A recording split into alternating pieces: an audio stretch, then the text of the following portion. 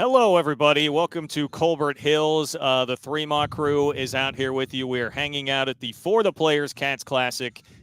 Great event to try and raise some NIL funds for the men's basketball team and K-State student athletes. Really looking forward to everything today. And obviously, we're looking forward to talking to Uric Malagi, K-State associate head coach, who is out here with us. And by the way, do have to shout out our friends at Holiday Distillery. They are hanging out here at the For the Players Cats Classic, so we appreciate their support of the pod. Of course, I'm rocking the home field jacket today, so make sure you get your home field apparel as well, homefieldapparel.com.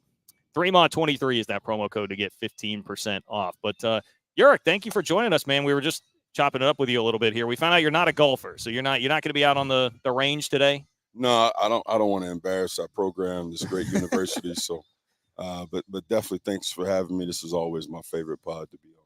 Yeah, hey, we appreciate it. And I know we were talking to Austin just a second ago about how important this is for you guys to be able to have opportunities like this, NIL-wise, in today's day and age. I mean, you're a big-time recruiter. You know what you're up against out there. How important is it for people to get behind this cause and support these types of things to help you guys be as competitive as you can be? Well, every cent matters. And, you know, NIL is a space that all of us in college athletics are continuing to learn about every day, you know, so any competitive edge that we can get to ultimately benefit our players and their name, image, and likeness is always beneficial. So just really, really appreciative of the Wildcat NIL, just the collective as a whole. I mean, they really work their butts off for all of our student athletes. We don't take it lightly because this type of situation is not at every university. It's very unique. It's a collective that is growing and one that I think is, you know, simply stated, is one of the best in the country. Take me through your guys' philosophy as a staff and how you treat NIL, because I know we've heard about that some with you guys. You don't want it to be the main focus. I guess I won't speak for you, but I'll just let you guys describe what your strategy is with it. Yeah, well, we understand, we embrace it. We understand that it is a part of recruiting and you know, this space, if you will, of college athletics. But it's not what drives us in terms of putting our team together. I think it's really important that we still the standard is going to be the standard, you know, getting guys that really want to be at Kansas State for the right reasons, that want to get their degrees, that understand life after basketball. And, you know, everybody's not going to play in the NBA, but, you know, getting guys that want to play professionally, that's their dream. Nothing wrong with that. And then also being able to come to a great university like K-State and having a great, you know, experience while they're here, you know, competing for championships and, just being a part of something that's bigger than themselves. And then, you know, these guys should be able to benefit off their name, their image, and their likeness, something that a lot of us as coaches have talked about for a long time. So I just, you know, I think everybody is working hand in hand, you know, in terms of what exactly that looks like. It's something that we all, as administrators, as coaches, presidents, or everybody is learning it together.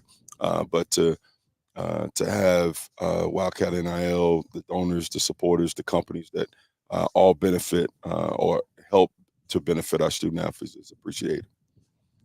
Uric, you guys obviously have national championship aspirations, and you guys are swimming up in the big fish in recruiting. I mean, you're going up against the likes of UConn, Kentucky, Kansas, and beating out some of these schools on the recruiting trail. I'm just curious.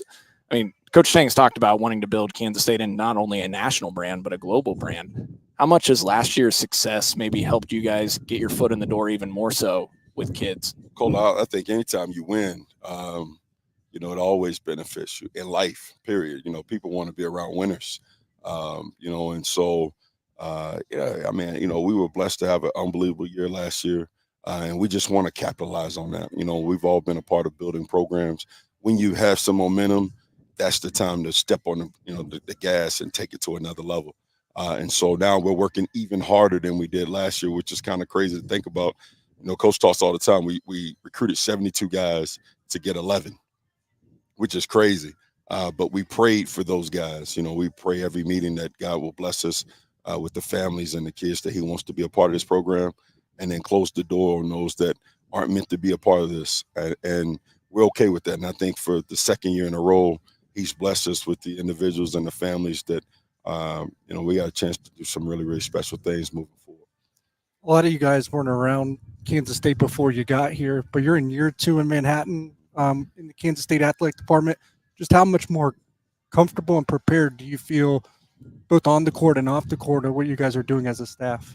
Well, I think it's something that's continuing to grow. The synergy that we have as a coaching staff is, I think, is at an all-time high. I think all of us understand what Coach Tang's vision for this program is even more. We understand what our roles are as coaches on this staff and able to star in those roles. We've all got different skill sets, man, and the pieces to this coaching staff really fit nicely together. It's just one of those things that just, we work well together, you know what I mean? And nobody cares who gets the credit, we just want to win, you know what I mean? And I think that trickles down to our guys.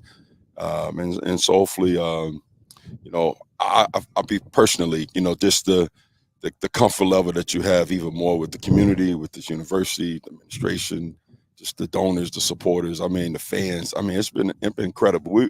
We've been blown away about how well we've been received, but we've been trying to do everything that we can to just show everyone that we're in a partnership. We're part of, we want to be there for everybody on campus. So I know our coaches, our players, we try to go support other student athletes and go to other events, and it's nice to see a lot of familiar faces. We were at the Manhattan Catbacker the other day, and it was, you see a lot of those familiar faces, not just at our games, but at volleyball games, at football games, at baseball contests. So it's really cool to be a part of. Speaking of winning, let's talk about the team a little bit this year. You got a lot of new faces. Who are some guys that you're really going to count on? I'm sure Tyler Perry is at the top of the list too.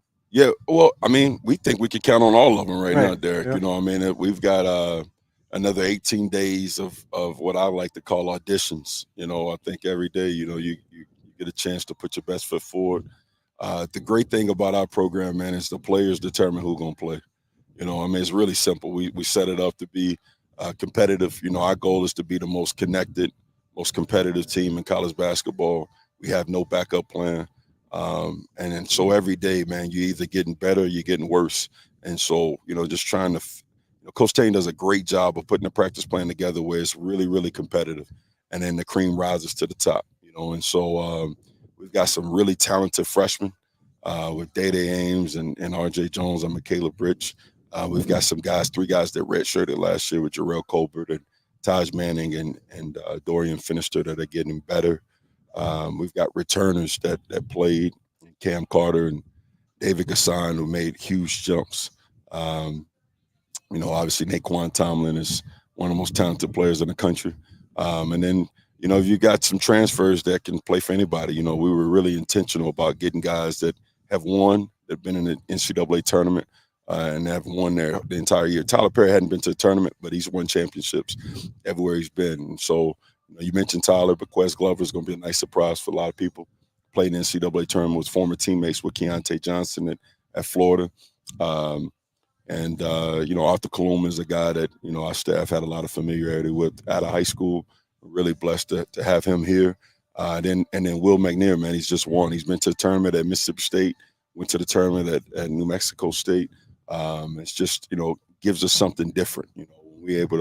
When we knew we had a chance to get him, it's something that this team didn't have. It's going to add a different dynamic. Last year, certainly offensively, so much ran through 2 guys, and Marquise Noel and Keontae. This year, it seems like you have a really talented roster top to bottom. How much differently will it look when the roster takes shape like that, as opposed to being a little more top heavy like you were last year? John, I think it's going to look a lot different. You don't have your 2 All-Americans out there. They were not just 2 of the best players in the Big 12, but 2 of the best players in the country. But his team will be different. I think that, but what we are and what we, at the root and who we, Kansas State basketball, we'll always be unselfish. We'll always still play with love, joy, and freedom. That won't change. The way we'll play, we'll probably play a little bit different in terms of having more of a free flowing. We won't probably call as many sets and just playing off actions. Still be a lot of pick and rolls and that kind of thing. It'll be very, very fun. We'll still run on makes and misses, and we'll play with great pace and space. So I think we'll be really fun to watch. I think we're more athletic. I think we're longer. We've got more guys that can do things off the bounce. I think it'll be a lot of times. I don't see us playing without at least two playmakers at all times, which is something that last year we didn't have. When we just had that one playmaker with Marquise. But I think it'll be a different team. But I think there'll still be a lot of fun to watch. What type of jump do you think David Gasson can make for you guys, Eric? I know when we talked, I think in August and had you on, you talked about him and he did what he did for the Netherlands overseas. But yeah. I'm curious, what can he do this year and where can he improve? Well, I've been blessed, man, to win everywhere that I've been. And I say that humbly, having opportunities to work for some of the best coaches in college basketball and go to the NCAA tournament at those institutions. But the one thing I've learned in my 17 years now is great programs, the returning players get better. And I think that when you look at our program led by Jerome, Tang, man, our guys get better. It's an emphasis on player development, not just physically, but mentally, spiritually, emotionally, and he's just better. Better is better. He's just better. He's 225. Phil did a great job with him in the weight room. We were told by some of his previous coaches he would never be able to gain weight. And he's 225, and he's coming off an unbelievable offseason. We had a plan. He executed the plan. He's shooting the ball a lot better. He's playing confident. He's always been a very cerebral player that can dribble, pass, and shoot. We're just gonna ride that confidence, man. He's played in more NCAA tournament games than anybody on our team, and we tell him all the time we expect him to be the best defender in the Big 12, and I think he's gonna make a huge jump. I mean, him and Cam Carter, they should be neck and neck and the most improved player in the Big 12. Between Dave, Naquan, Cam, do you feel like you can be one of the best defensive teams in the country this year? Well, we expect to be the best defensive team in the country. I mean, that's our goal. There's a lot of talk about top 25, top 10. We were 27 last year. We were one of the worst defensive rebounding teams in the country, and still we're 27. We could really force turnovers. I think we still have the speed and quickness to be able to do that. I think we'll rebound the ball a lot better this year defensively. Just being able to gain rebound. We've got guards with size. Our front line is more physical, more athletic. And then obviously having returning guys that understand and have played in the system will make us that much better. But I just think we have a lot of versatility where we can switch ball screens. We've got some rim protection now. So it's going to be a lot of fun. If we can guard without fouling, that was one of our big things too. We let teams live at the free throw line. And this year, if we can be a little more disciplined on that end, I think great things are going to happen. I know that it's kind of Marco's baby, but this non-conference schedule is a little bit more loaded than last year. Is this what you guys envision, or will it probably even get more difficult in the years to come? Well, we're blessed to play in the best league in college basketball in the Big 12. We don't take that lightly. What do we play? 18, 20 games? What is it, 20? 18 now, 18, going to 20 20 next year. Yeah, it seems like it's going to be 30 before we look. Yeah, you got Houston on the schedule now too, right? We may be adding a couple before what I hear, but anyway, no, I mean, so you're always going to play a tough conference schedule, right? Which is always going to give you a lot of quad one opportunities. Last year we played a pretty good non-conference schedule. Wasn't as tough as some of the other schools. And we were still able to get a 3 seed, I believe, in the NCAA tournament. So we got a front door entrance to the tournament.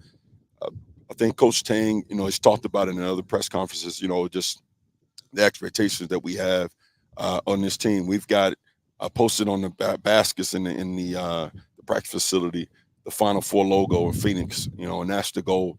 Everything we do on and off the floor in terms of basketball is with the mindset of winning a national championship. And so this schedule is no different.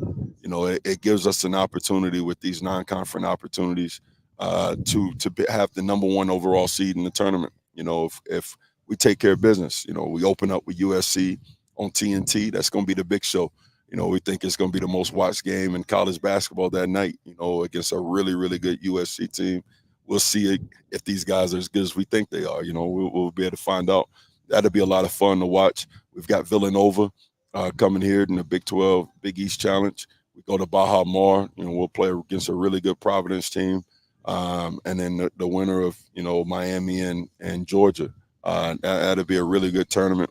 And then LSU. We go to LSU. We got Nebraska coming here, play a really good Wichita State team in Kansas City, and then we've got some other mid-major teams that are coming to our place. To come. South Dakota State and Bellarmine. Those schools are teams that could win their league. And so even Chicago State, man, they're really, really talented. I mean, they're an independent school, but they're really talented. We won't be able to take a night off, which I think will prepare us for the Big 12. Six top 60 teams in Ken Palm in the non-con that you guys got scheduled, and then South Dakota State picked to win the Summit. Oral Roberts picked to finish second in the Summit. Uric, do you like opening up right out of the gate against a team like USC, or do you like kind of phasing in and maybe playing a low major school? Does it help keep guys maybe locked in and engaged more in the offseason when they know, hey, like we're playing a top 25 team to start the year? No, like I said, I think we've got lofty goals, and we're not scared to talk about it. And this is what we pray for. We wanted to be a national brand. We wanted to have a chance to year in and year out have the consistency to be a team that can compete for national championships. And I think when you do that, you challenge yourself. I think this schedule, it does that. And these mid-major teams that you alluding to, they are like playing a Montana State in the first round of the NCAA tournament. So having the opportunity to play a Oral Roberts or South Dakota State, these teams give us those chances as well to set it up. Even the Baja Mark tournament, it was strategic. You play in the NCAA tournament, you play on Thursday, then you have one day to prepare, and then you play on Saturday. So it was thought that went into even planning that event, using that to approach like the first and second round of the NCAA tournament. So it's a lot of, it's a method to the madness. We get a chance to live life with what I think is the best coach in college basketball, in Jerome Tang. And he's a lot smarter than he looks. Well, hey, I want to ask about Tyler real quick because I know we've touched on him, but Coach Tang was saying at BD Day yesterday, can be the best shooter in the country. Yeah. How legit is that, and what can people expect from seeing Tyler Perry this year? I think Tyler was a little offended by that. And I'm going to go on record and say Tyler Perry is the best shooter in the country. And I think Coach Tang knows that too. We around here, man, we like to promise less and deliver more. We don't like to over promise and under deliver. I think I say that right. Yeah. And so, but no, Tyler was. We knew that he, the day he got in the portal, he instantly became our number one priority, and that's no secret. Everybody knows that. And so, just his IQ, he's so much more than a shooter, though, man. Like he is a very good basketball player on both ends. He's an underrated defender. Just his high IQ. He's some things that he just didn't get a chance to show. There's no knock on the previous staff. The style of play was different. That I think that the way we play on both ends of the floor will allow him to be able to showcase exactly what he can do at a really high level. You guys surprised? I know I was, so I'll say it for you if you're not going to. But I was surprised Naquan Tomlin didn't get preseason All Big 12 recognition. Did that come as a surprise to you guys? And where do you think his ceiling is this year? I was surprised they picked us 10th place in the league last year. To be honest, so nothing surprises me. I think Coach talked about it yesterday at Media Day, man. We're very, to each individual in this program, my managers all the way to Coach Tang, man, we're just very internally driven, you know what I mean? And so, my mom told me the other day I needed to quit, focusing on all the people that hate on me, focus on the people that love me and, try to work hard every day to prove those people right, and it's kind of the same approach we take here. With our program, and hopefully it just be I know he's a very internally motivated young man that's worked really hard. He's got a special story. It's only his 5th year playing organized basketball. It's crazy, guys. We've all been blessed as a staff to coach a lot of NBA players. There's no reason why Naquan Tomlin's not playing the NBA one day. All right, Uric, we really appreciate you spending some time with us, man. Enjoy the rest of the day out here, and thank you so much for stopping by. No, we man, love chatting with you. This is awesome. We got to do this more often instead of being on Zoom. I hate Zoom, so This is way better. Yeah, hey, we'll make it happen. We'll make it happen. Thanks, Uric. Take care. Go Cats.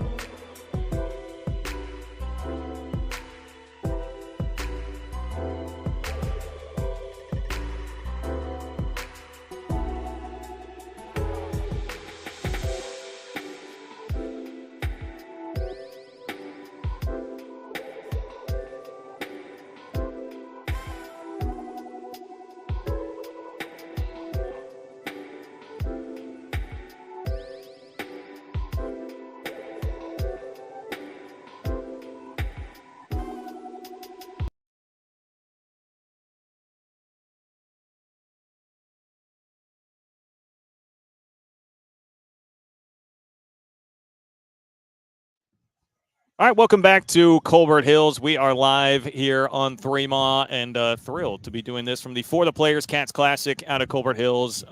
Getting some NIL money for the K-State student athletes men's basketball team hanging out with us here today, and we are thrilled to have Coach Jerome Tang with us here.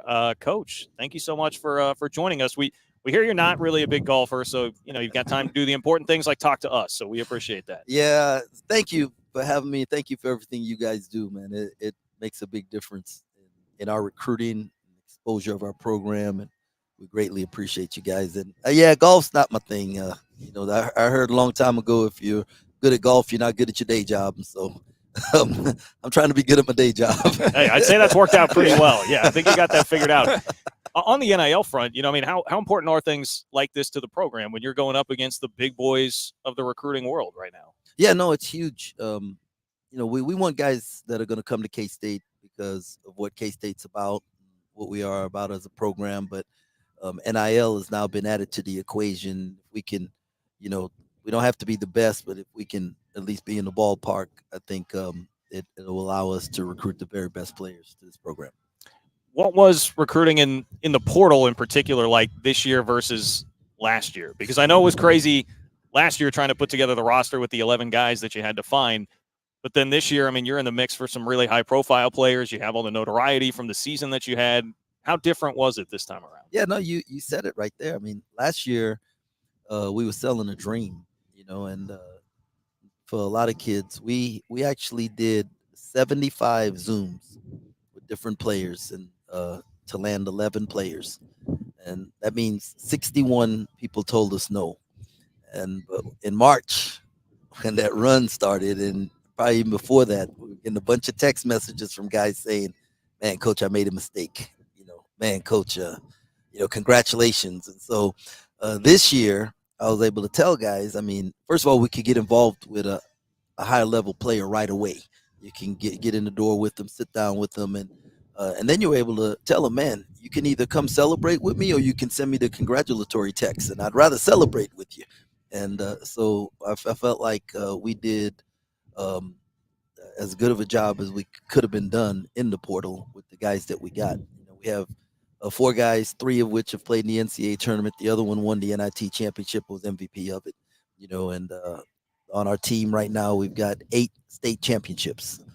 Last year's team had 10 state championships. Every guy on our roster except for 1 has played in the NCAA tournament or been to the NCAA tournament. So it's I think we got the right collection of guys, and it was because of the success that we had last year, and then the great job that our fan base and guys like you have done promoting the program.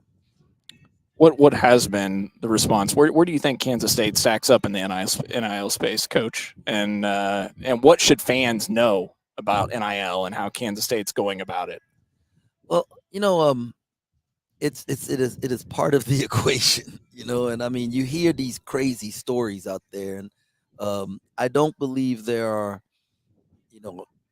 100 kids in the country that are getting $1 million in NIL, even though every time you turn it in basketball, right? You turn on TV or you hear something, you hear some crazy 300,000, 500,000, whatever. I don't believe there are a lot of guys like that. Most guys are in ballpark of 50,000 to 70,000, and it allows them to bring their parents to campus to watch them play.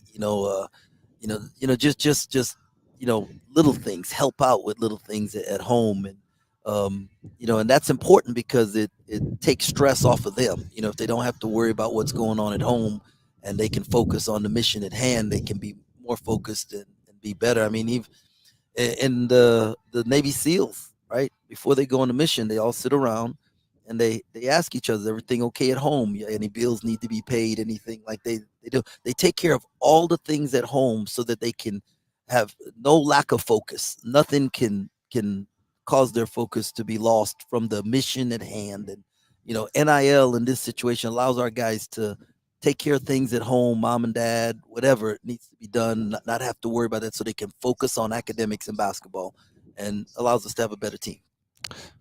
NIL is important, but so is branding and marketing. No shades today, but how was that trip to Boulder, and what were you able to gain from it? That's a great question. Yeah, no shades today. And for our fans out there, I wore the shades at Big 12 Media Day because I told Deion and his staff that I would wear the Big 12 Media Day, and I wanted to be a man of my word. I don't want to be Deion Sanders, just one Deion Sanders, and he does a great job. Coach Prime does a great job of being Coach Prime. I think I'm pretty good at being Coach Tang, and I'll continue to be Coach Tang. And but you know that the wearing of the glasses was a support of a friend, and I think he's doing a great job, and the staff's doing a great job there. We went there because Deion's the CEO of a multi-million-dollar company, and has done it as a professional player, has done it from the TV side of things, and now doing it from the college athletics side of things. And he has a team around him that can look at the business and see all the holes and fill all the holes. And that's allowed Colorado's brand to spread quickly, right? And in the day and age when we're always looking for new forms of revenue streams, right? Like that's our job as CEO. If you don't know it exists, then you can't tap into it. And Deion allowed me to meet with Constance, who runs SMAC, one of the best branding organizations in the country. She teams Constance and Michael Strahan, our team, and the co-owners of this company. And I got to spend some time with her and learn and just kind of lay out where we're at, and so that she can look at it and say, Coach, these are the holes that need to be filled, and will allow me to be a better CEO and brand Kansas State basketball better, so that then we have other streams of revenue. So it's not all on Gene Taylor or President Linton, and we all have to do our part. And I was just trying to learn and so that I can do my job better. Some more fun stuff is in the future then, right? You got Yeah, ideas? no, I mean, so there's going to be some interesting things going on that we're going to look at and see what fits us, right? Because you got to find out what fits you and your culture, and we're going to find out what fits us, and then we're going to use it to promote Kansas State. Well, speaking of brand, Coach, I mean, you guys open with USC on TNT, which is a really cool deal. And obviously USC, a top 25 team, #1 player, and Isaiah Collier on that squad. Just how big is that, just to really be that featured game on opening night of college basketball? Yeah, I mean, y'all been doing this for a while, and how many people get to say they do that, right? I mean, usually there used to be the 24 hours of basketball on ESPN. But how many college basketball seasons have opened up on TNT where you link in the NBA personalities? And, they're saying that Ernie and Chuck and those guys might be in studio and piping in. And I mean, what an opportunity for Kansas State men's basketball, right? And I've seen it at other times where other programs get that light shine on them, and you see how it impacts them, and you say, man, I want to be a part of that. And thankful that God opened the opportunity for us, to be a part of that. How healthy is the brand right now? How much are you seeing it resonate on the recruiting trail, or just when you're out talking to people, as opposed to, again, where it was like a year ago? Yeah, no, we can get in any living room. I mean, any high school, any door. Like we have the opportunity to get in, and then we have to figure out whether once we get in there, does it fit who we are and what we're about? Because great players don't make great programs; great people do. And that's what we want. We want to bring great people to this program. That's what we have to. We have to do our part to see who fits what we're about. As far as the roster that you have this year, I'm going to ask you a similar question to what we just asked Uric a minute ago. But last year, pretty top heavy with two guys, particularly handling the scoring load, right? And All-Americans and phenomenal players. This year, you got a whole roster full of talented guys. It would appear that it could be a little bit more spread out. How do you foresee how that breaks down this year versus what it looked like last year? Yeah, well, I didn't know we had two All-Americans when the year started. I thought we had two All-Conference players. They had All-American seasons, and that's a credit to them. I mean, they did a great job. And because of that, the rest of the team looked at it and said, all right, these are guys. We got to make sure. And so there wasn't coming out of a timeout. If the play was for Keontae or for Marquise, nobody had a problem with that, right? Now we have more guys who can do. Therefore, we have more guys who want to do. And that's okay. It's just let's do it the right way. And it's going to take some time for us to get there, because I don't know that I've ever been on the floor as a player, me personally, and felt like no matter who's guarding me, it's a mismatch, right? But some of these guys are so talented that it doesn't matter who's guarding them. They see the mismatch. And just because it's a mismatch for them doesn't mean it's the best mismatch for Kansas State. And that's what we have to learn to work through and figure out that some games this guy's going to have the greater mismatch, and we'll be able to create plays for other people. And it's going to take time for that to gel. If we're just running sets and we know who's going to get the shot at the end, that's easy to figure out who's going to shoot the ball, but it's also easier to scout.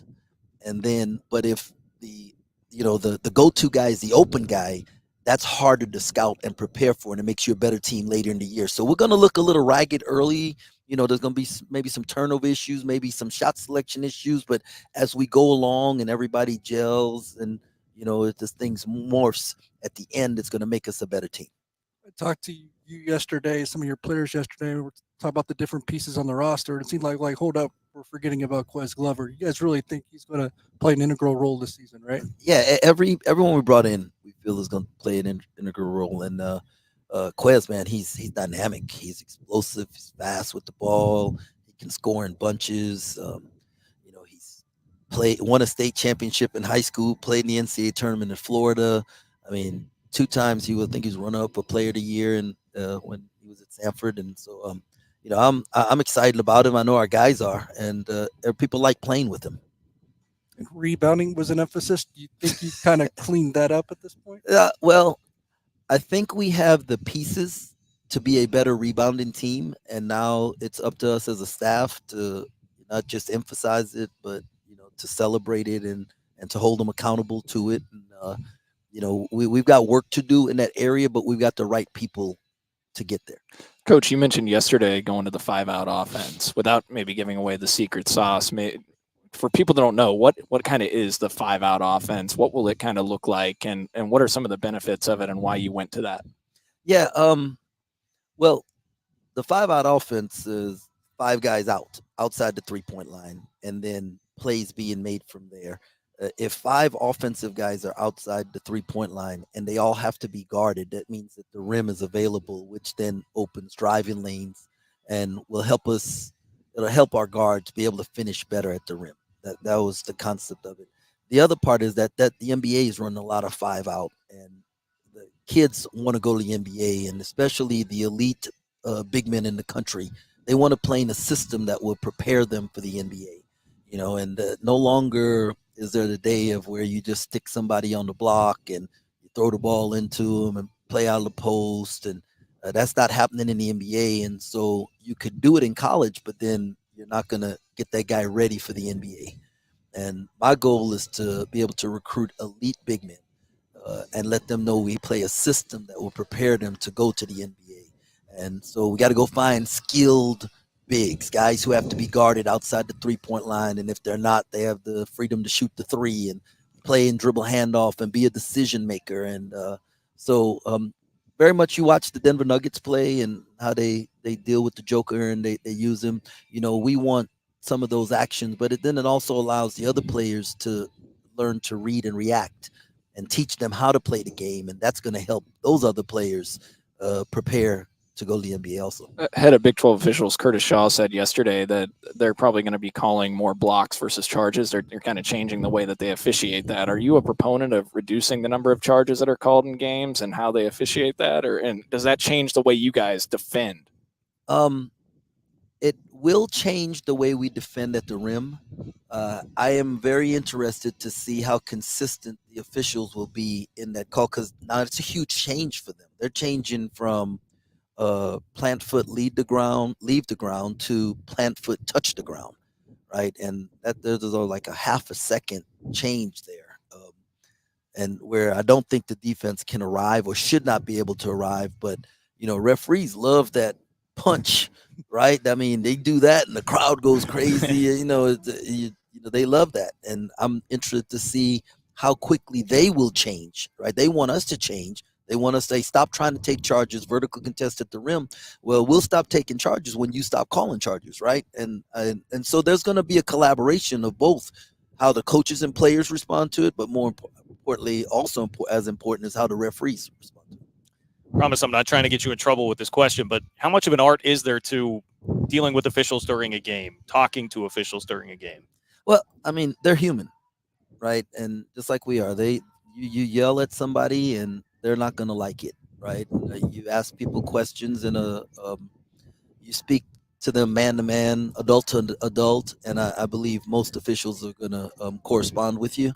And and I've had some really good ones, who I've went at them the wrong way, and they've put me in my place, and and you've had others who, when you approach them the right way, they've said, hey, I might have missed that one, coach, but so I think there's a rapport there that you build, and basketball is an emotional game, so yeah, we lose it sometimes, and but we expect them to be perfect, and so it's just they have a tough job, and I'm thankful that they do it instead of me. And so, would you like to see college basketball go to 6 fouls for fouling out like the NBA? I mean, we saw what happened to Keontae, right? And in such a big moment, and I know a couple of those fouls were very frustrating.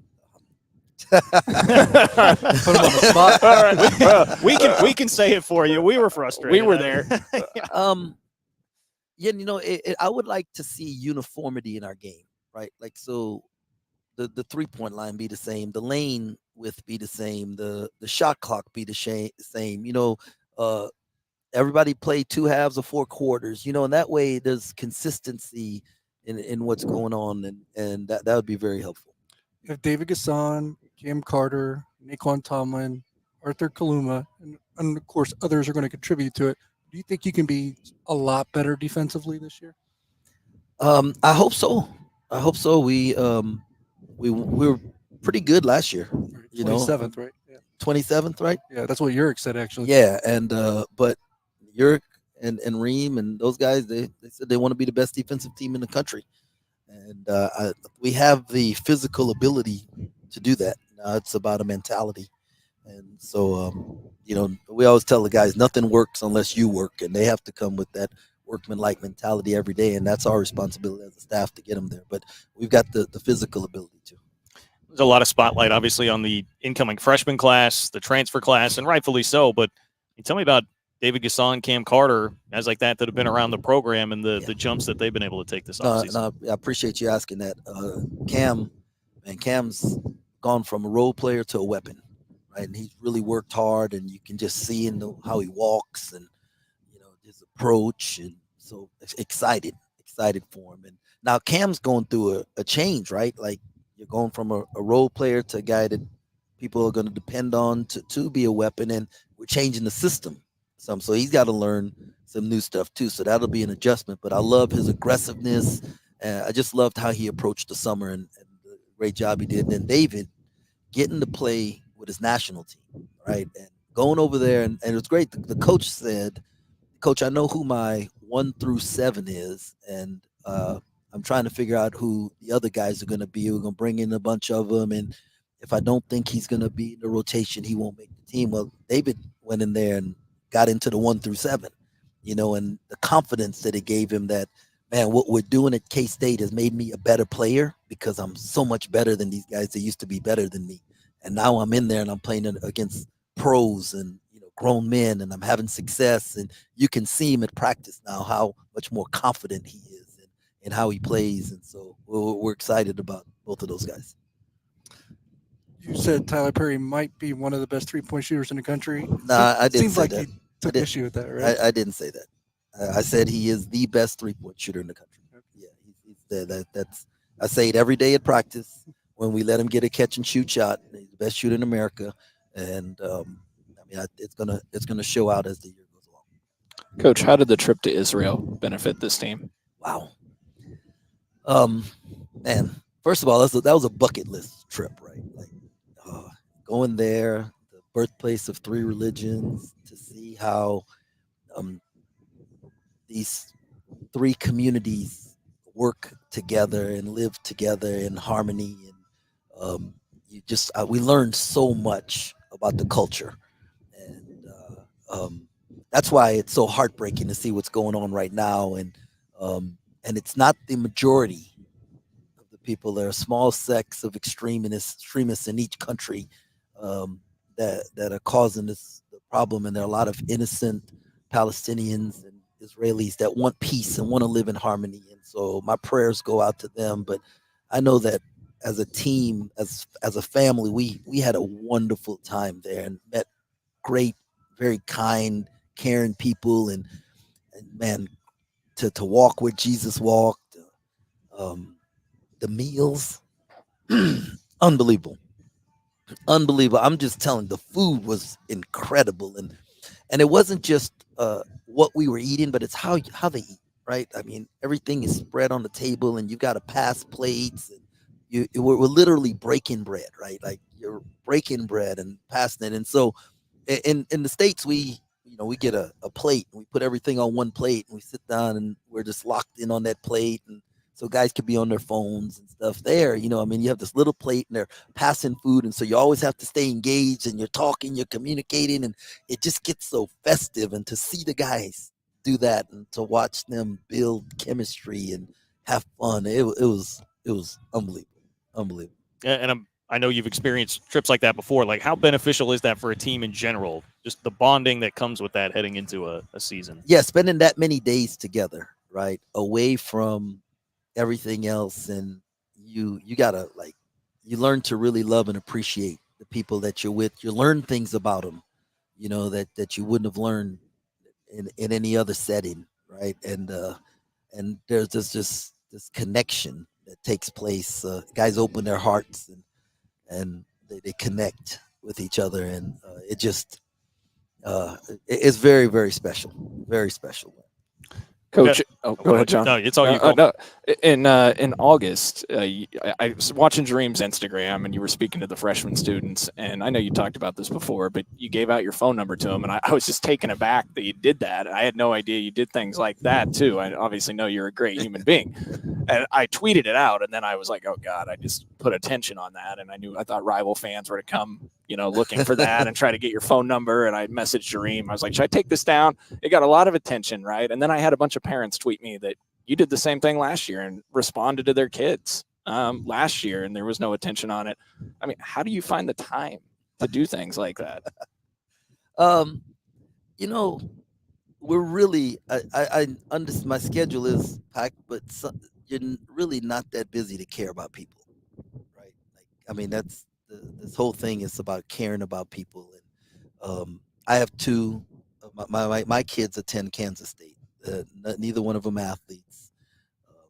In their respective disciplines, I hope that a staff member or a faculty member would, if they saw them having a bad day, or just picked up anything on what was going on with them, they take the time to engage, talk to them, make sure everything was all right. And if I would like someone to do that for my children, I feel like I could do that for somebody else's. And the truth is, I probably got, last year I got way more text messages than this year, and that might have been 600, right, at the start, and maybe a couple hundred phone calls, but usually they were FaceTime phone calls because they didn't believe it was me. And you answer your phone, it's 5 seconds, they yell, it's go saying, we didn't think you'd answer. Go Cats, hang up, right? Like, I mean, it's crazy. And then, but what really happened was that the students started telling me about what was going on campus. Hey, coach, we're doing this thing over here. Could you stop by? Well, I'm sitting in my office. I might not be doing something. I might have, a couple minutes before I go home. I run by and I say hi. I take a couple pictures, made their day. I mean, so the really cool ones were, there were 4 young ladies staying at the district. I hope I don't get the district in trouble because y'all corrected the problem. So don't be mad at me. But their air condition was out in the summertime, and it was like 81 degrees in their apartment. And one of them had gotten sick, and their parents aren't close, and they asked if I could do something about it. So I went by the district, and I talked to the person at the front desk and told them what was going on. They said, well, we've had some people over there to try and fix it. And I said, well, it didn't work, right? You didn't fix it. And so they brought in an outside company to work on the air conditions. And a week later, she sent me a text saying, Coach, it's 67 degrees in my apartment, and thank you, right? And I mean, so those are the things that are really cool. But so it's a collaboration between me and them with me. They keep me informed of what's going on, And if I can ever help, I try to make myself available. If I need something done, I'm gonna give you a ring. Yeah. You live at the district? No, I live over here though. Say, I might have a list of things I need you to get done around my apartment, Coach Tang. Hey, Marquise and Keontae, how much have you been able to keep up with them as they've started their journey now in the NBA? Man, those guys have been awesome, right? Like they have their thing that's going on. I don't even know. You talk about, man, I don't know how they have time, but they were paying attention to Shark Week, right? And Marquise did like a Zoom call or a FaceTime call with the whole team to get on them about Shark Week because they weren't making some times. And Keontae came back and hooped with the guys in August before we went on our foreign tour, and they're always checking in to see how things are going, and so we're paying attention to what's going on. And Keith and Keontae are doing a great job. They're really representing the university well with, just how they conduct themselves. And Keontae, they both got a chance to make the rosters, and so we're praying and believing that that's going to happen. But like I tell everybody, I wouldn't bet against Marquise Noel in anything, right? That dude is going to figure it out, and obviously Keontae's a gifted dude, man, and he's got a chance. Is there a moment or two that you find yourself reflecting back on from last year and just rewatching either a play in a game or a moment or a specific game that just really stands out to you as a favorite memory? Man, a lot of favorite memories, right? Not necessarily from the games though, right? Like just things that I remember when Keontae showed up on campus, right? And it was 2 weeks before he could do anything. And so it was run on the treadmill, be with Luke, and we're doing workouts, and his very first physical interaction with the team. Everything had to be in the half court. We played 1-on-1. I just remember him like blowing by Naquan Tomlin, and Naquan's on his shoulder, and they both take off to the rim, and he dunks the ball, and it's like, oh crap, this dude is pretty good, but because like there was nobody at practice before that had Naquan's athleticism, so it didn't push Quan to raise his level of play, and now all of a sudden we have this guy who could do that, and so you like, okay, this is gonna be fun, and I remember just being so frustrated with Marquise, right? Just so frustrated because in my mind there was a certain way I wanted him to play, and he just wasn't getting it, right? And I'm listening to a message from Stephen Furtick, and he talks about there's a story in the Bible about a king that was going to die, but he was getting ready to go to war, and the prophet came to him and told him, "Hey, God wants you to shoot this arrow, and this arrow is your victory." And it was so like, it wasn't an audible voice, but I knew God was telling me, "Hey, you got to stop looking at everybody else that you've coached and all the other. This guy is your arrow, right? You're gonna win the victory with this guy." It was like so clear, and we had a game the next day, so we had practice. We did shoot around, and then watched film and stuff, and we was getting ready to. They were getting ready to go eat, and I just said, "Hey, Keith, I need you to come by my office." And it was so funny because he thought he was in trouble. He's like, "What the crap did we do? My family was here. There was it's like all this stuff was running through his head." And he came to my office, and I told him the story, told him what God told me. I apologized to him. And I said, "Look, dude, we're gonna win with you. I want to see the game the way you see it. You are my guy. We are going to win." And I remember I have some oil in my office, and I anointed his hands, and we prayed together, and just God just gave me this real peace, and just to pour my confidence into him and not flinch. And he took off from there.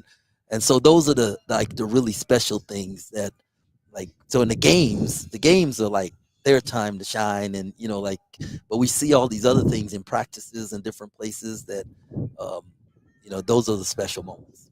You touched on Naquan Tomlin real quick. I got to ask, how motivated is he by being left off the All Big 12 team? Because I was pretty taken aback that he was not on that. Yeah, I was a little surprised, but they only give you like 5 slots, right, to vote, and it's not like they gave every coach 15 players or 10 players. You get 5 votes, and so I'm sure I'm sure he is a little motivated by it, but I hope that's not his major motivation. I hope his motivation is an internal thing for what he wants to do and what he feels he can be because of the work he's put in. Because if your motivation is from the outside, eventually that'll dwindle, and then you don't have anything. Before we let you go, you got your Twitter account back, right? Yes. So all is right with the world. I don't know if it's right with the world. It's crazy that I'm supposed to be switching phones again, right? Because this was a replacement phone from the other phone, and that's why I got locked out. Now IT is sending emails saying, "Hey, new phones are in. You're gonna," and I'm a little nervous about that because you have to remember all those passwords. I don't know about y'all, but there's no way in the world I can remember all the passwords, and then I have to come up with one. They say don't use the same one as another account. Well, I can't remember that many. I can barely remember one, much less 15 of them. So yeah, that drives me crazy. You have someone do it for you. Remember the password. Jerome, I feel like Jerome could just handle all the passwords for you, maybe. I reset my passwords like 20 times a year. I can't remember any of them. Hey, Coach, one more from me. I was listening to an outstanding podcast on the drive down this morning that you did with Bob Rathman in September, Trophy Life, and talked about how you had to adjust your pregame routine from an assistant coach, because I'm always a nervous wreck before games, but like being in the atmosphere 30, 40 minutes for tip and sensing the crowd and the environment, that helps the juices flowing. But you have to stay back in the locker room as an assistant. You're out there on the court with the guys. You're getting a feel for the vibe of what it's going to be like. So how challenging was that for you in your first year as a head coach? Huge. I'm just like, that was the thing. I promise y'all, there was one time I was at home taking a shower, getting ready to go, right, getting dressed and stuff, and the anxiety is like through the roof, right? That time between when shoot around ends and the game tips is the worst, right? Because everything you're thinking about, all the things that maybe we didn't do, or what if this happened, and the anxiety is through the roof. And I said to God, God, if this is what it's going to feel like to do this, I don't want to do this. Like, this is ridiculous. I don't want to do this. I don't want to feel like this. So when you're an assistant, you're absolutely right. Like, I have a warm up. I get to go out there with the guys, throw the ball around. I'm not thinking about anything, right? The hay's in the barn, right? Boom, boom. We're in the game day. You get to do it an hour and a half before the game, 75 minutes before the game starts. As a head coach, I'm in the back by myself, and I'm like, the heck, this is no fun at all. I'm listening to music, trying to drink coffee, trying to keep myself busy, just to keep my brain off of it. And that walk down the tunnel to run on the floor, man, I'm gonna try and figure out how to get out on the floor a little bit earlier and come in a little bit. But man, yeah, the anxiety is through the roof on that one. I was gonna say, why is it that head coaches never come out during warm-ups? Nobody does it in college basketball. Yeah, you know what? Coach Kruger did. Yeah, and the Texas coach did this year. Oh, okay. Oh, okay. Yeah. And Izzo does too. I think, like, yeah. I don't know. I don't know what it is. Like, sometimes for me, it's because I was trying to figure out the routine. Like, what should I do? What shouldn't I do? That kind of thing. Coach Kruger, he was the best, right? Like, he would be out when we're doing the warm-ups. He'd sit on the bench. Yeah. His legs would be crossed. He'd be just look so calm. And I'm thinking, how can this dude be so calm? And he's so kind to you, and he talks, and and so I'm like, man, so maybe I can get around to where I can get there, but I'm not there yet. What's that experience like, though, when you do come out of the tunnel and you hear the Wabash playing and you see the student section rocking? Yeah, no, that's special, man. That's special. I told Reem this year that I want to get out a little bit earlier, just so that I can get the whole thing, because the band usually is already playing, and I'd like to be there for the start, so I want to get out a little earlier. Getting me all fired up for it, man. I can't wait. I can't wait. We got our season tickets. We will be there. But hey, Coach, we really appreciate you taking some time and hanging out with us at Colbert Hills here today. It's been a thrill, and best of luck this season as you get things rolling. Well, thank you very much. Thank you guys for having me. Thanks again for everything that you guys do, and we're gonna win national championships. Y'all gonna be a big part of this, so just keep doing what you're doing. So thankful for you. Absolutely. All right. Go Cats.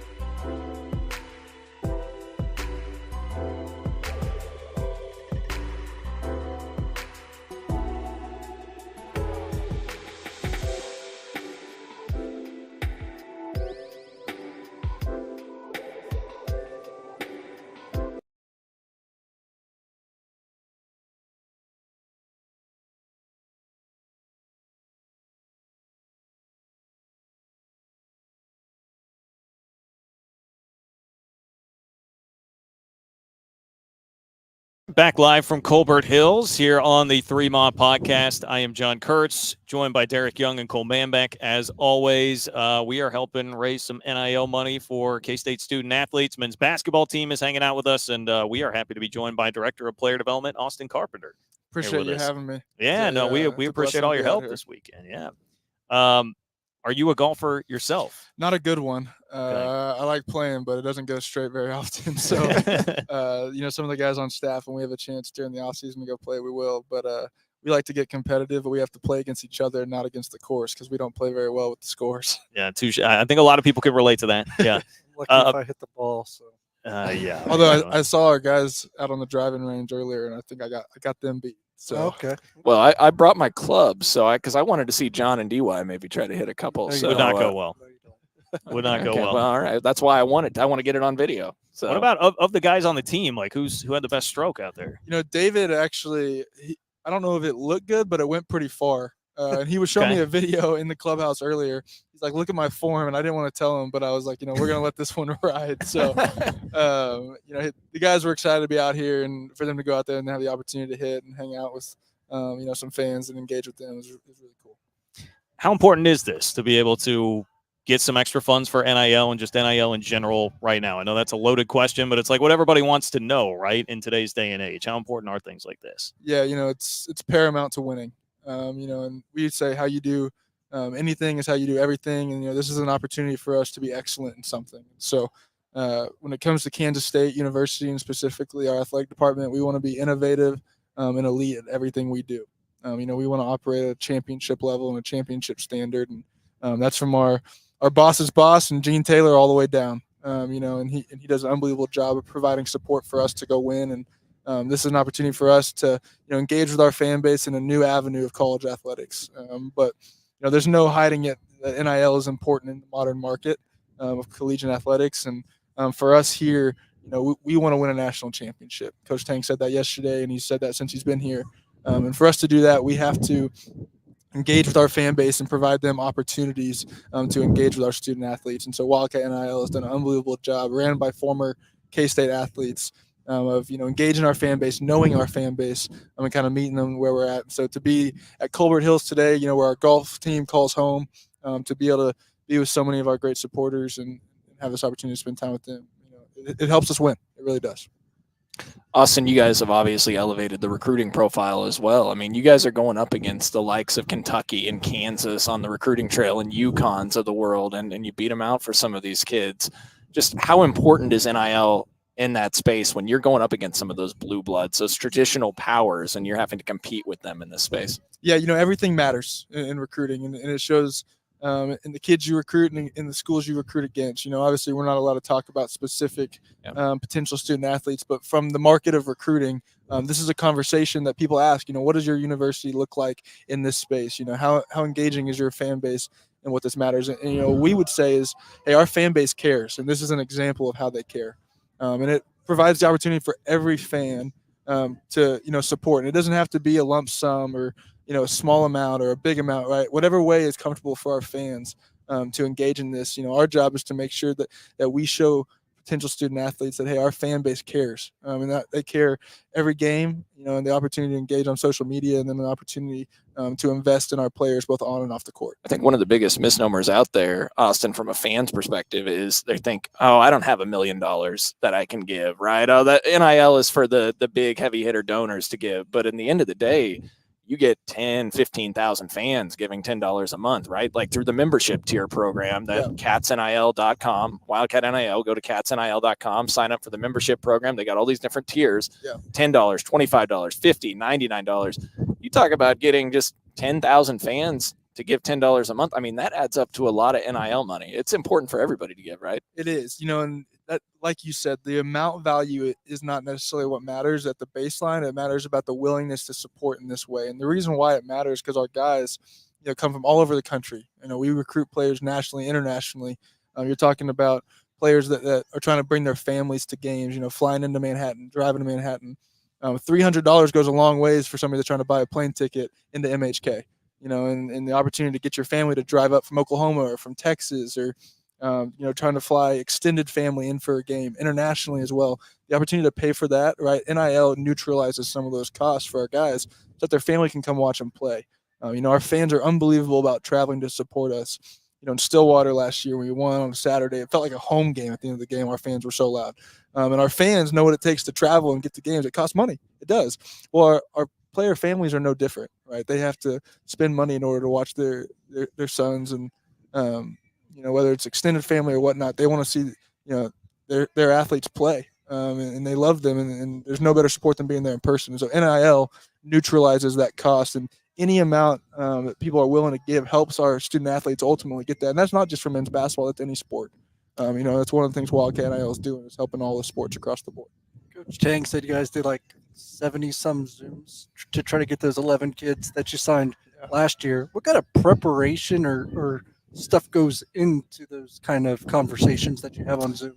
Yeah, obviously, we do a lot of research on the kid's background. We've studied a lot of different recruiting strategies from other schools. Even from our football program, we did a lot of spending time with them. We got here. Hey, you guys have recruited kids to K-State really successfully. What's been successful for you guys in that? And so understanding their strategy and then implementing things like that for us, so that we're stepping into a meeting with a recruit, whether it's on electronically or in person, and we have a background set of, hey, we understand what moves the needle for this kid and his family. And so how can we speak to that? Because, we want to recruit people that fit here at K-State. A relationship goes both ways. It's not just about, does it make sense for them? Does it make sense for us? We really care about the environment of our program and that people fit and are a part of what we're building, from a staff level and to a player level, to a manager level, to a graduate assistant level. Coach Tang talks about it all the time, and everybody has to be about winning. And so we do a lot of research from the backside of that. And that's just from a personality side, right? From a fit standpoint. That doesn't even talk about the basketball. So we do that, and then we look at the basketball.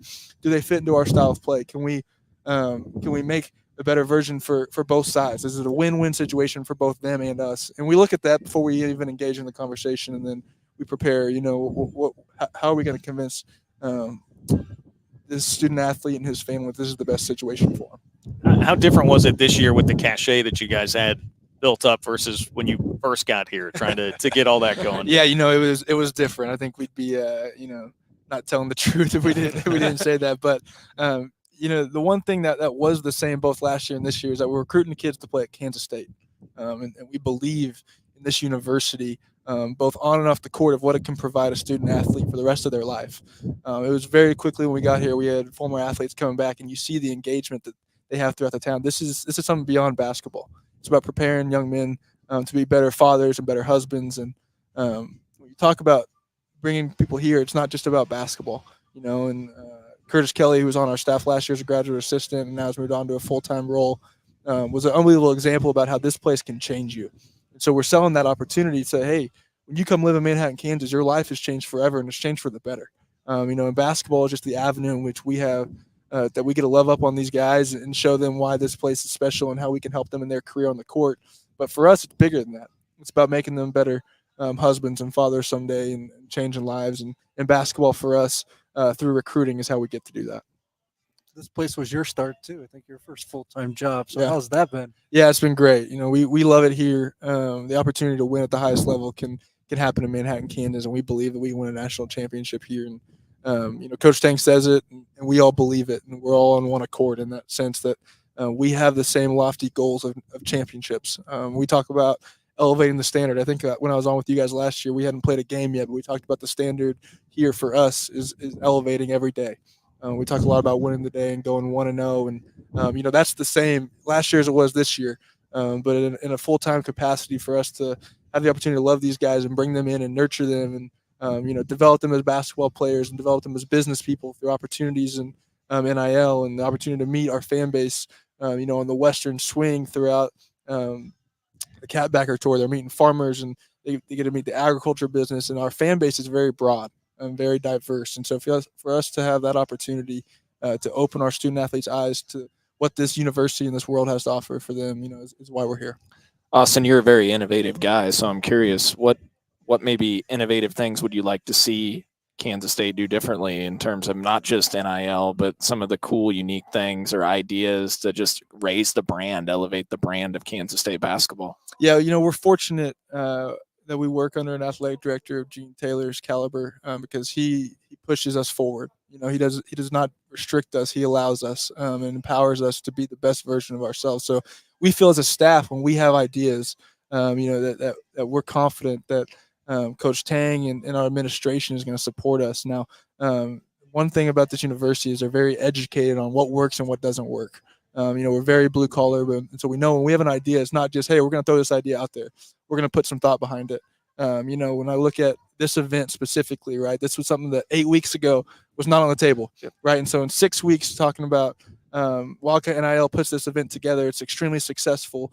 Today we have, all these teams out here, these opportunities for different local businesses to do business with our players and through Wildcat NIL, and that grows the brand of Kansas State athletics and Kansas State basketball. And so we're continuing to look for new ways, and I don't want to give away secrets, but we have some things in the works for this season that I think our fans are going to be excited about, both on and off the court. And we appreciate, by the way, Holiday Distillery, I should mention. They are hanging out here today, and one of the great sponsors of the pod, along with Home Field Apparel. So we appreciate all of their support.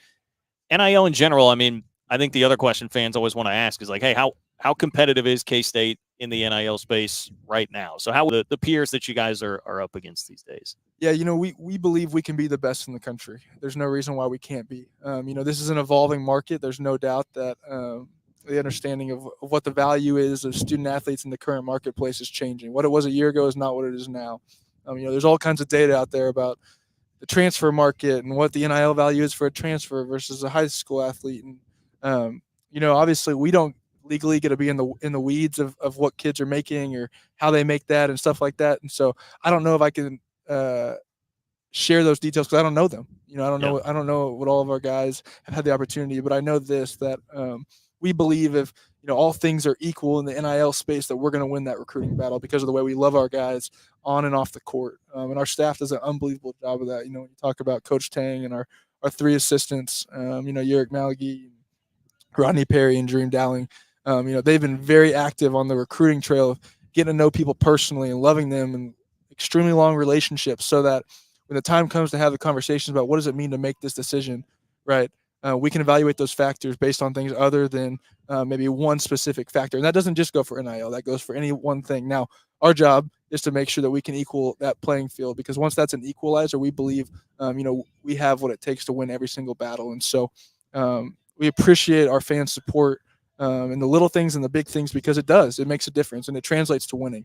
And there's no doubt that we're trying to recruit players that can help us win national championships. And in order to do that, you have to have the highest level of talent. That's no secret. And so in order to get the highest level of talent, NIL is a big piece of that. Austin, last one from me. I asked Coach Tang this, but do you have a favorite moment from last year that just you play back in your mind, maybe from a game or a specific play? Yeah, I think there were a lot of them. I think a season is a journey of a lot of different moments, and there's highs and there's lows, and you grow together. And some of the moments off the court were just as special as the moments on the court. Our team developing, and even the last couple of days, Dorian Finister and Cam Carter getting baptized. I mean, that's why we do this, And I understand that it's a winning and losing business, but man, that win is eternal. And for us, that's awesome to see our guys growing personally, and Marquise and Keontae to be where they're at right now is really special. Last year we were playing Texas in Austin, and I'm not sure the country believed yet what we believed about our team. And judging by our fan base that night on social media, I think they were excited too. But we were one of the timeouts, and I looked at Coach, and I was like, Coach, just so you know, they're on pace to score 80 points right now. And he looked at me and he said, well, we're on pace to score about 100. And I think we ended up scoring 116 that night. And one of the best games I've ever been a part of, where you're just kind of sitting there at a timeout and you're like, man, these guys are hooping. And Coach Marco, chief of staff, assistant coach now, and does an unbelievable job of evaluating the landscape of things. And we were in a timeout, and he looked at us and he said, there's some hooping going on out on this floor right now. And man, was he right. That was a special night and a big win for our program. And it was much deserved for Coach Tang to go in there and get that win. I'm sure it meant a lot to you too, being a OU grad. So yeah, yes. Yes, it did. It's Yes. I'm sure you enjoyed last Saturday too on the college football field. Yeah, So. Friday night I was crushed. The opportunity for our football team. I know they were excited to go get a win this past Saturday on the road. That was a big deal. Yeah. Coach Kleiman and their staff do an unbelievable job. They're going to continue to win. And, that's why we love spending time with them. Chuck Lilly, who's on their staff and does a lot of player analysis for them and evaluation. He's been, when we got here, he was heavily involved in helping us give tours and kind of teaching us how they recruited. And so, believe in their staff and obviously a big win last week in Lubbock, and excited to see how they continue to go on the road and win games. Well, hey, so on that front, like, how important is football and being able to showcase to recruits when you bring them in that type of atmosphere? Yeah, no doubt. When we always say everybody eats when people are winning, and this is not a one sport beast. This is an athletic department, and Gene Taylor's done an unbelievable job of building an athletic department, sport by sport, that is successful. That when we work together, you really have success both on and off the court. And our fan base is not just a one sport fan base. You go to Bramlage Coliseum, it's sold out. You go to the new volleyball center, it's sold out. And to be able to bring recruits in and they can see, hey, this fan base cares deeply and personally about what's happening on and off the court, off the field. But yeah, I mean, football games specifically, right? You're having a Saturday showcase. There's no doubt when you drive that golf cart and it's hard to get through the parking lot, and then the next day you drive through and the parking lot's full of parking spots. And man, this is crazy. Where our offices are, you can kind of see the landscape of the tailgating. And I've been fortunate to be at some really high level football atmospheres, and there's nothing that beats Manhattan, Kansas, and Bill Snyder Stadium on a Saturday. So we're excited both this weekend and next weekend to have home games. It feels like it's been a while since we were at home, and our football team deserves a crowd that fully empowers and gets behind them. So it's a big deal for us to have a fan base that supports every sport, that we can bring recruits in and show them this place cares. Yeah, I mean, it's awesome to see just the symbiotic relationship that you guys have with the football staff. Yeah. Do you have there been like football players, especially as you guys got more and more popular last year? Have there been football players like wanting to meet Coach Tang when they're coming in to town for a recruiting visit? So what's funny is the video went viral when they won the Big 12 championship game. We're in the locker room, right? We're in the locker room and we're watching it. We're about to go into scout, and I'm like, man, this is a big game. This is our first sold-out game since Coach Tang was on staff here. Unfortunately, our first sold-out game came the same day as the Big 12 championship game. Obviously, we're hopeful this year. We have a home game. It's currently scheduled for 1 o'clock, I believe, on the Big 12 championship. I'm looking forward to that time getting changed to a night game so that our fans can watch the Big 12 championship that morning and then come to our game that night again. But we were walking back to the locker room at halftime, right? We're walking back, and the football team, we got told that day they're flying back. They're going to come at halftime and do a celebration with all the fans there. And I'm like, I mean, I know the logistics that's got to be quite the situation. So they came straight from the plane. I think you guys have probably put it on Twitter. That's probably how I found out. Came straight from the plane to the game. We're walking back to the tunnel to a close game. We weren't winning by much, and maybe we were losing. I don't even remember. But obviously, in-state rival, Wichita State. You're playing well. It's a big game. And Coach Tang's with the football team going crazy in the tunnel. They're holding up the trophy, and he's riling them up, and they're about to go out on the court and beat all our fans. And you're like, man, we're locked in a battle right now. And football team's going crazy with our head coach in the tunnel. And I think the Wichita State guys are probably like, whoa, what is going on right now? So, it's been cool. And to have Coach Kleiman come in and, he's come to practice and see there's obviously, Sped as well. Yeah. Having a relationship with them. I think, Avery Johnson on his recruiting visit, having their family, they were in our practice gym and hanging out, and our staff able to meet him and his family. It was really cool. That was obviously before he was here, but just believe in what they're doing, and they believe in what we're doing, and there's some synergy there and how we can win. It's awesome. We had Avery Johnson on the pod this week, and he brought that up. We talked about we asked him what his favorite sport is. It's actually basketball. That's what I was going to say. He may be able to help you out. He said he could hoop.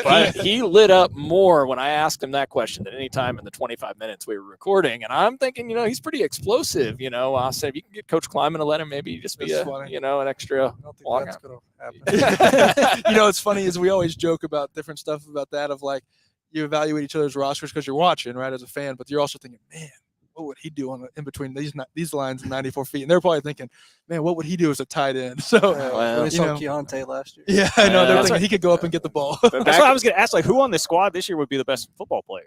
Does anybody have a football background? If I say something, then I might get yelled at because the football staff's going to look at me and say, I don't know. We have a lot of guys that are such athletes that can play 2 sports, and we really look at that when we're in recruiting. Who are guys that can do it all, because it shows that their body is lean, they can do different things, they learn different skills, footwork. Obviously Michaela Bridge is a really, really talented athlete. You guys haven't gotten a chance to see that yet, but you will. He's really gifted. And Taj Manning is really physical. Every day he brings it from a rebounding standpoint. That's the kind of thing I think football coaches probably dream about, is somebody that's willing to go hit somebody. So, Will McNair, Jr. is new to our team. I'm a transfer. He's really physically gifted, really, really big. You guys probably saw him today. But, I look at it from this standpoint, too, of like we come in on Monday mornings during football season maybe earlier in the season now, we're meeting some more frequently, but a Monday morning after a Saturday game, and we'll spend the first 10 minutes talking about the football game. Do you guys see this? Do you guys see that? What are your thoughts on this? That play was crazy. This happened. And, obviously this weekend, man, just really proud of the university and the win we got on the road in Lubbock, and just the way that staff has found a way to win with this team. And it's different, right? It looks different. That's okay. And for us, right, we have to are we willing to evolve throughout a season and change the way you're doing it to win, because you have to adjust. And so really cool to see how, Will Howard and Avery Johnson have combined to win games. And that was a big-time win on Saturday. No doubt. Looking forward to another one on Saturday. And, Austin, we look forward to watching you guys hit the floor here pretty soon, man. Thanks for joining us. No, I appreciate it. See you guys out in Vegas on November 6th. We That's can't right. wait. Coming soon. I'll be there. Yeah. There we go. Sweet.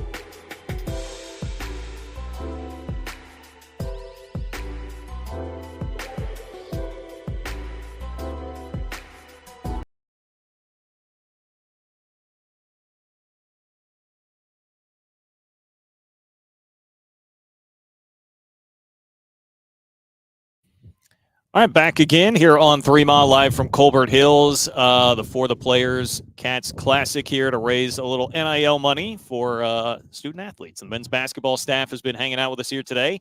And we have the newest member of the men's basketball staff with us right now, Franklin Miskelly, who's the Director of Video and Analytics here at K-State. Welcome to Manhattan. Welcome to K-State. And thanks for sitting down with us. We appreciate it. Yeah, thank you so much for having me.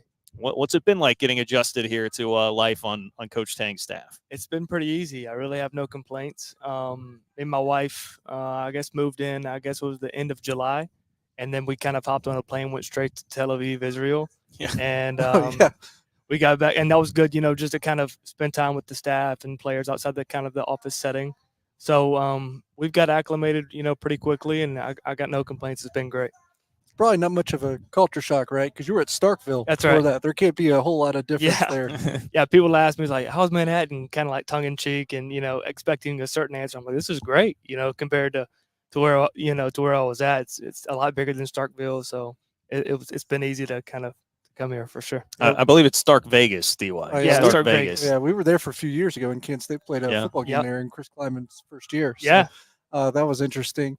Director of Video and Analytics, for those that don't know, what kind of goes into your role at Kansas State right now?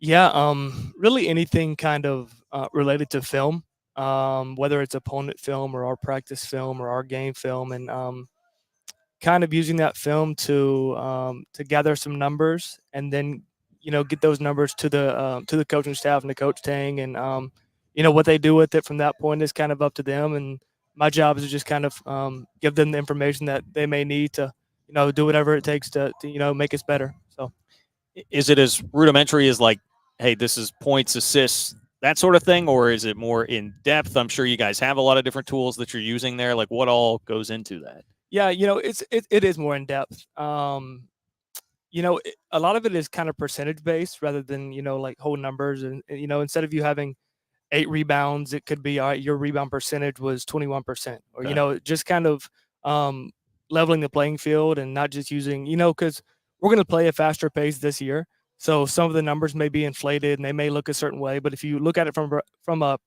percentage perspective, it's gonna tell you some different things that you may get from a from a whole number perspective.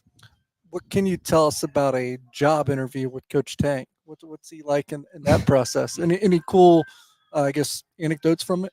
I was, of course, in your head, you're thinking of stuff that you're going to say. And a lot of it that I thought it was going to be was basketball related. And I don't know if he asked me one basketball question. Right. It was just all about me and my family and kind of my upbringing. So I was not expecting that, but it went obviously really well. I mean, I'm here, so.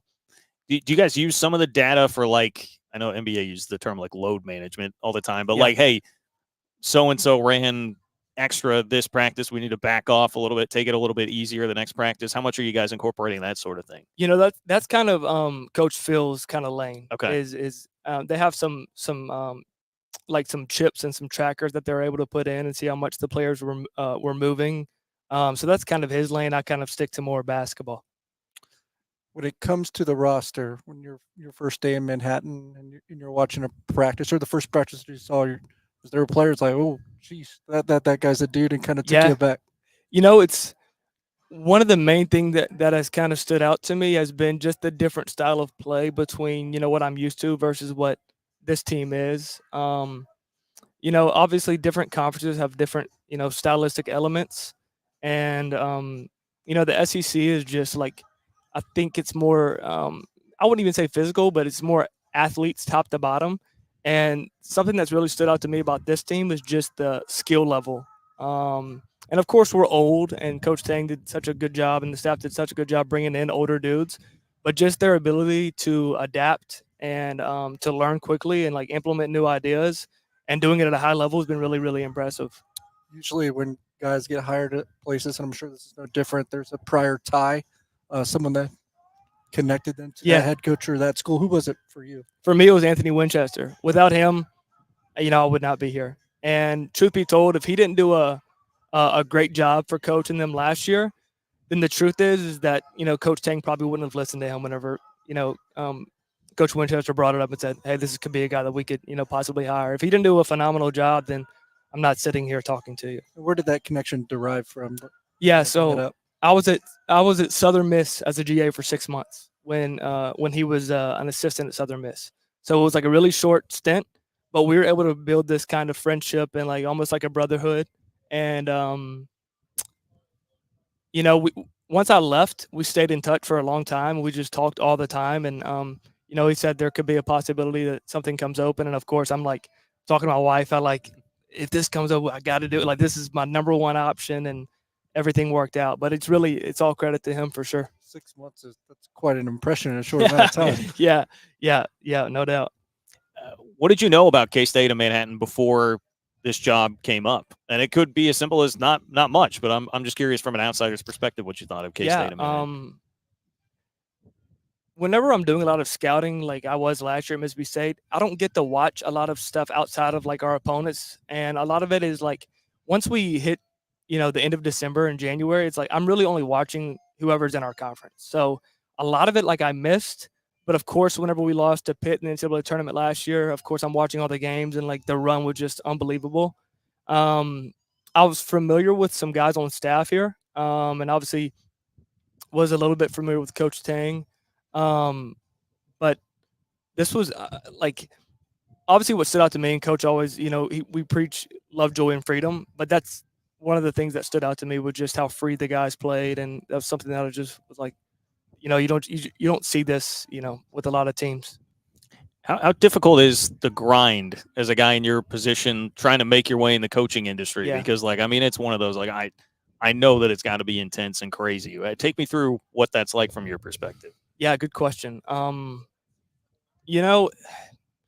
kind of go through this process of like it being challenging at first, and then you just embrace it to the point of like, I'm going to be in this office, for 11, 12, 13 hours, and it's going to be late nights, but you really just kind of fall in love with it. Like, and, you feel like you have an impact on the outcome of the game. And like, you have a responsibility to help these guys and help the staff, to prepare us to win. And whenever you kind of take responsibility of that, it kind of changes the way that you think. So yes, it is a grind, but like, truthfully, I'm not just saying this, like I really have, come to really love it, so it's been good. Have you ever slept on the couch in a coach's office? I don't think I've ever done that before, but there's been several nights where I've stayed up there till, 1, 2, 3 in the morning, on the road. We could be playing, on a Saturday, but we play again on a Tuesday. So that Friday night, I'm already on to the next game or the game after that. So you always got to be working ahead. I won't let you get out here before asking you this. Is there a spot in Manhattan that you kind of have come to love? As far as just like food or yeah, food. Okay. I like Tanner's. Okay. Yeah, I like Tanner's. yes, sir. But yeah, I'm a big Tanner's fan. Yeah. But recently, A-Dub put me on high-low, in Yeah. and it's never packed. So that's what I hesitated to kind of say. It's never packed. But the